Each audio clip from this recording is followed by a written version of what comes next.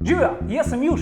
In jaz sem Peter iz Iglu teatra. In danes si bomo pogledali, kako začeti pogovor z neznancem. Kako prebiti led? Skratka, do konca tega videa boste imeli vsaj eno novo orodje, ki vam bo pomagalo vzdrževati pogovor. A smo pripravljeni? Najprej izogibajte se dolgočasnim vsakdanjim pogovorom. Tako imenovanim small talk momentom. Vreme, a? Spet dež. Spet vrsta, ne? A kdo sploh dela tle na upravni enoti? Zdaj bo pa treba počasi spet vinjeta kupiti, ne?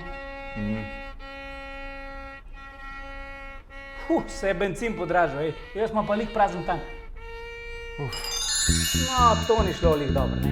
Ne, ampak vedno obstaja rešitev in še tako dolgočasne situacije. Predlagava, da temo čim prej napeljete na nekaj novega. Najbolje bo, če neznanca vprašate nekaj o njem. Pri tem pa se izogibajte vprašanj, na katera lahko odgovori z da ali ne. Ej, kaj pa ti čakaš? Mednarodno vozniško. Res? Greš potvrt? Ja, v Vietnam. O, Vietnam, hudo. Jaz bi tudi šel. Kaj te je prepričal? Ne vem, nisem še nikoli bil tam, pa me zanima ta narava, kultura, pa v bistvu hrana me ful zanima. Hrana mora biti ful dobra. A vidite, to je šlo malo boljša, ne? Seveda je pomembno, da res poslušate sogovornika in da postavljate pod vprašanja, ki bodo napeljala na naslednjo temo. Pri tem pa pazite, da na ključnega neznanca ne postavljate prehitro v preveč osebne situacije. Ja, nikomur ne bo preveč prijetno, če poveste, da se ravno kar ločujete. Jajks. Skratka, poskusite ustvariti čim bolj varno okolje, v katerem bo sogovorniku udobno. Imejte očesni stik in dajte sogovorniku občutek, da ste ga res opazili. Vendar pozor, pri prvem stiku je fajn, da se izogibate velikih tem. Saj veste, vera, politika, bivše, klasika.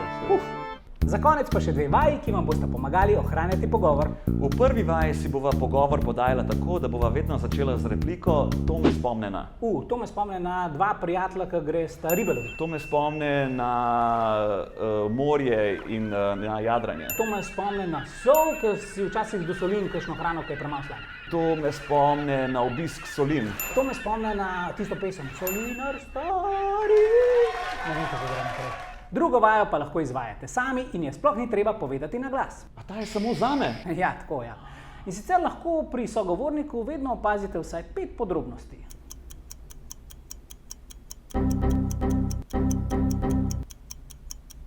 Lahko so fizične, ampak vsi vemo, da so osebnostne lastnosti bolj zanimive. Preprosto, a ne?